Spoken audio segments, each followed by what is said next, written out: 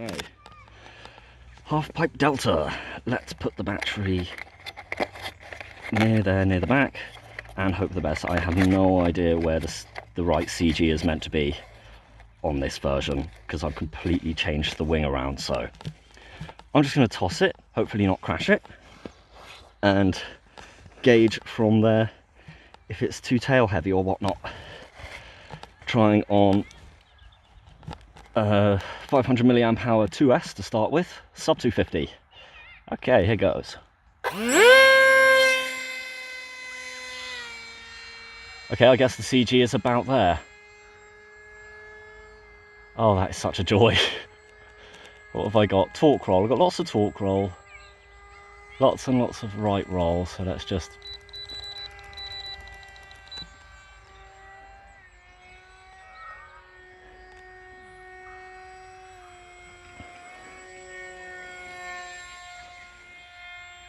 There we go. So it needs a bit of roll right trim. I haven't quite isolated that torque roll entirely, but we've got authority over it, so lots of sub trim wanted. Let's see, is it tail heavy? Let me see. It flies straight and level. Yeah, it feels about right, really.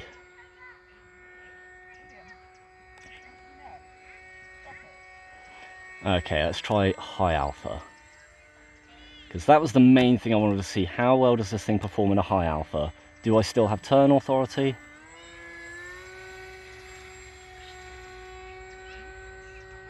Strange.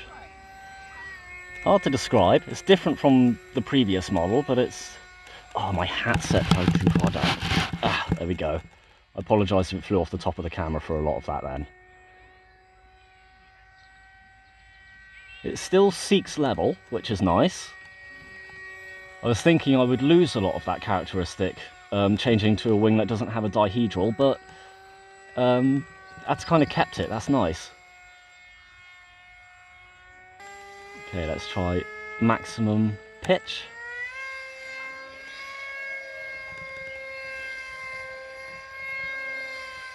It's actually softer in the pitch. And let's test the roll axis, which feels... Okay, I think I can definitely afford to dial down that roll axis. I've basically taken the previous model's problem of being far too sensitive on the pitch and not enough strength on the roll, and reversed it. Maybe I'll make, like, I'll cut the elevons so that they're thinner on the outer edges. Hopefully that will balance it out. Let's try it inverted. Oh, it's scary inverted. It's not really meant to be flown inverted. Oh, actually, there we go. I got the hang of it. Once you just find out how much you have to push forward on the elevator.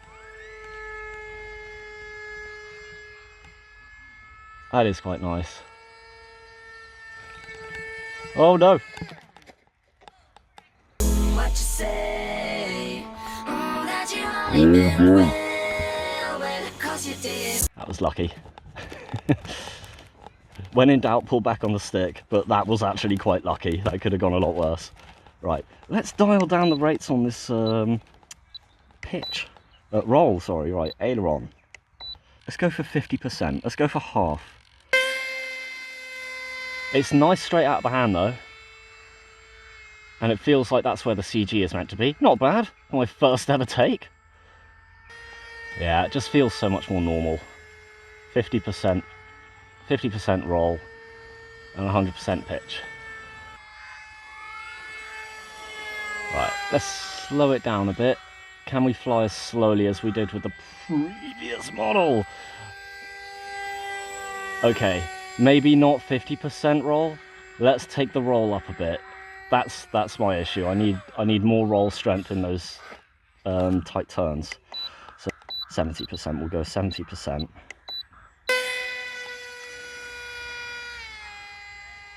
That's a bit better. Now I've got more control. So some of those low turns you saw me doing there, oh, no more battery. Very low battery. and I was way closer to the ground than I thought I was. Okay, so that's the plane on 2S. It's very nice on 2S, and we'll now try it on 3S.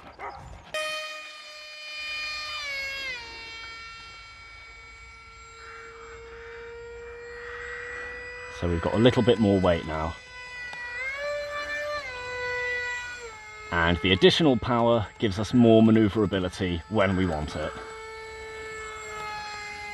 Because of course we have that effect of thrust vectoring, when you've got a propeller just in front of your control surfaces, controlling, you know, giving that high speed airflow on demand. So you can really just punch it.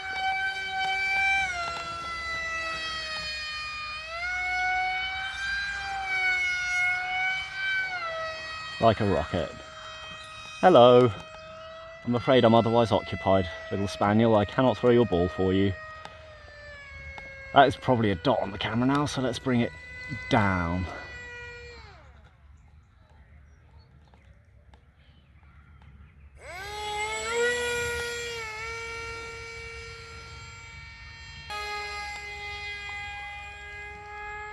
Oh, let's try some high alpha now that I've got the controls dialed in.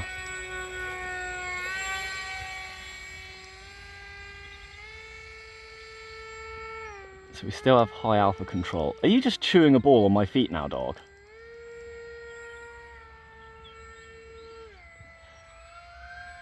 So annoyingly, we haven't quite cured the high alpha problem of steering becoming unresponsive in high alpha.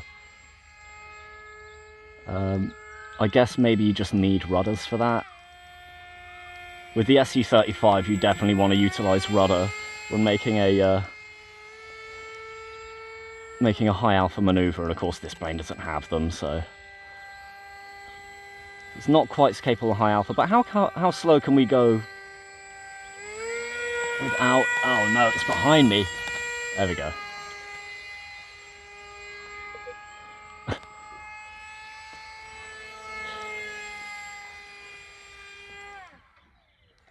Land there. Oh, bit rough. Right.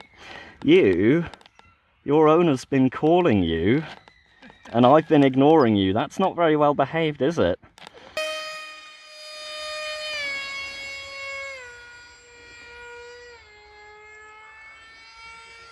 What is that? So I get stuck in that kind of death spiral. What causes it? Because that's a real beginner trap if I've got spirals like that. When he's pushing full right on the stick and it's not responding to get out of the spiral. I'm wondering if it really is just a torque roll issue. Yeah, see, rolling left. There we go, then it snaps over.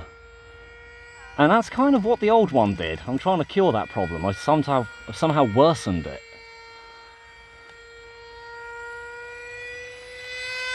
Roll left, and then it snaps over. It snaps when it goes into a high angle of attack. So while I start going towards the ground, that's when I lose my ability to roll left. Right, let's relax on that trim a little bit.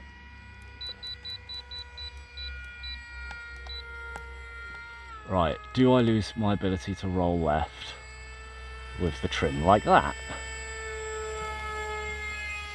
Not quite so badly, but I think my battery's going, so let's get her lined up for a nice landing and not an emergency, oh crap, emergency procedures, just about save at the last minute landing. Maybe I could have been going a bit slower, but whatever. I'm happy with that. That's successful. Definitely need some tweaks.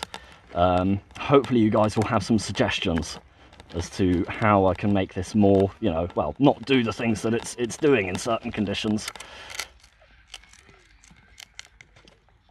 Because I'm trying to build this to be a nice beginner plane, and I've designed this wing configuration to solve issues that the previous one had, which you know, become very apparent in the hands of a beginner.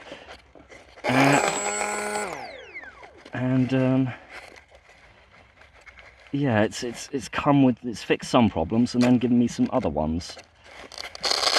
If there's a way I can get it, just find that sweet spot and just make it perfect, that would be lovely. And then I'll release this thing for everybody to download and have fun with. Right, let's go up there and relax.